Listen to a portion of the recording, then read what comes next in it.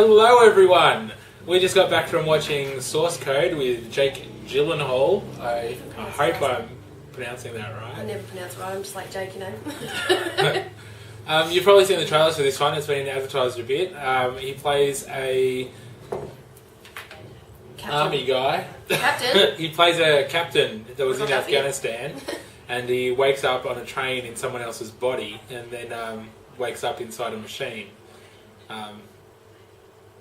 Yeah, and he's got to try, and there's an explosion on the train, and he's got to try to figure out.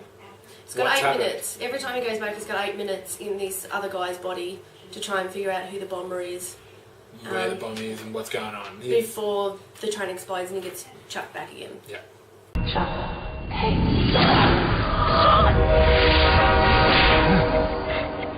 I took your advice. It was very good advice. Sean. Look, I can see that you think you know me, but I don't know who you are. My name is Captain Coulter Stevens. You couldn't forgive me, Adam.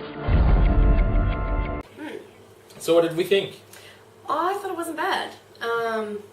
Nice pairing, of course, which is always good. It reminded me a little bit of Deja Vu. And there's another movie it reminded me a little bit of, but I can't for the life of me remember. Yeah, I was so proud of myself. I got who the bomber was. Woo-hoo! I was so right about that. It's not really that original though. Like he goes back all the time, and you know, there's a woman. Yeah, there's a love interest part of it. I don't remember seeing a movie quite like this though. I think it does have a bit of an original thought behind it.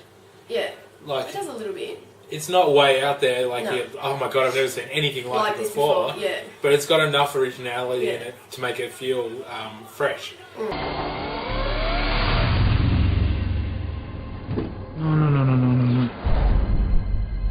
Talk to me, Sean. Look, I don't know who Sean is, and I don't know who you are.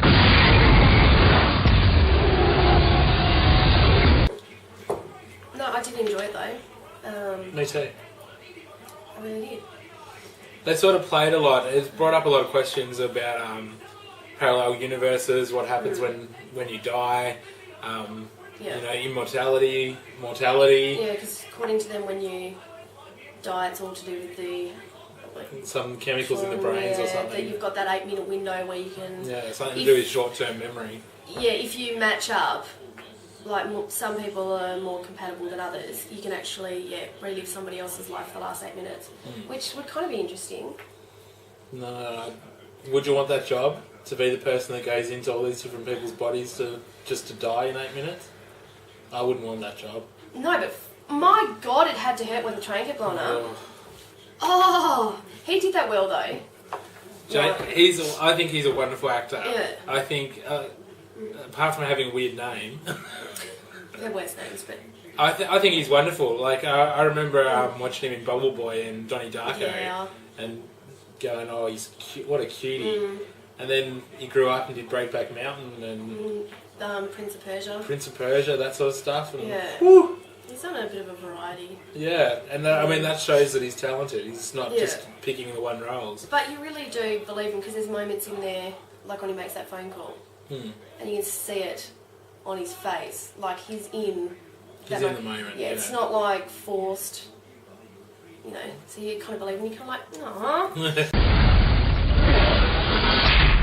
Welcome back, Captain Stevens. Where am I? You are inside the source code. What is the source code? It's a computer program, Captain. Source code enables you to cross over into another man's identity in the last 8 minutes of his life. This movie played out a bit like a sort of Murder on the Orient Express. It sort of felt like I would describe it as a thriller, and I think it was there was a bit of mystery in there because you're trying to figure out who the bomber is as well because you've got this cast of characters, and you're just trying to pick out which one's which. Yeah. And I think they played that really well.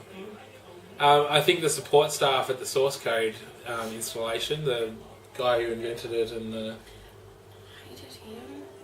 I thought they were good. They were good, but his characters wanted Yeah, to his punch character him. was an arsehole, but acting-wise I think they were really good. I really enjoyed watching the woman who played Goodwin. I'll put it down there. I was trying to think of her name. I liked her. She was really, really good. I would like to. I don't know who she is, and Yeah, I'm probably a really bad movie person for not knowing who she I is. think I recognise her face. She looked familiar, but I don't know. Yeah, couldn't for the life of me tell you her name, but she was really good. Yeah, she was really good. She sort of, you could tell in her face and how she talked that she wanted to feel compassion and be compassionate for them, but she had to be restrained because of Her job. the job she's in. Yeah. And I thought she portrayed that really, really well. We've been informed there will be another attack in 6 hours. If you find the bomber, the next attack can be prevented. Concentrate on the passengers in your car. Look for ones who seem nervous. As always, you will have 8 minutes. 8 minutes, and then I blow up again. But it's interesting though, I mean, it makes you ask the question though, I mean, if you could go back, because it was a disaster, like, you know everyone dies, you've got 8 minutes in somebody else's body, what would you do? I mean, wouldn't you try and save as many people as you could?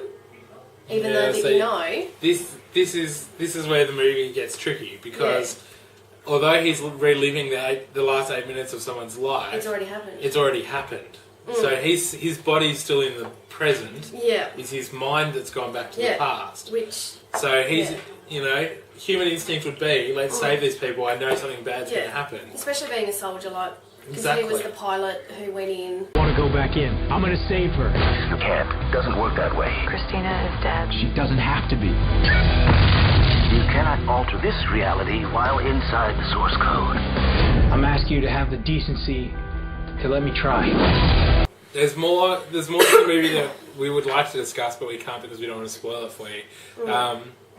There's a couple of different twists in the movie, which sort of pretty big impact on the story, so we don't really want to talk about that too much. We can't word it in a way that it won't... Spoil. Yeah, because you don't want someone to spoil it for you. No, and this is a really good movie. I would recommend this one. Yeah. What would you do if you knew you had less than 8 minutes to live? I'd make those seconds count. But no, it was good. It was acted well. You believed each character. It kept you guessing. You wanted to know what happened. You did feel empathy in that for the characters. Some you wanted to punch. But no, overall, it was good. I enjoyed it. What's going on? He's in trouble. Tell me everything's going to be okay. Everything's gonna be okay. What would you give it? I'm going to give it a 3.5. I think I'll actually join you on that. Yeah. It was We agreed good. again. Woo! We're getting good. At that. Yes and no. So there you go, 3.5 from us. Think, Captain, remember back. Who bombed the train? I don't know who bombed the train. Then try again. Wait, no. So, what do you think? It's the same train, but it's different. We'll be back next week. See ya.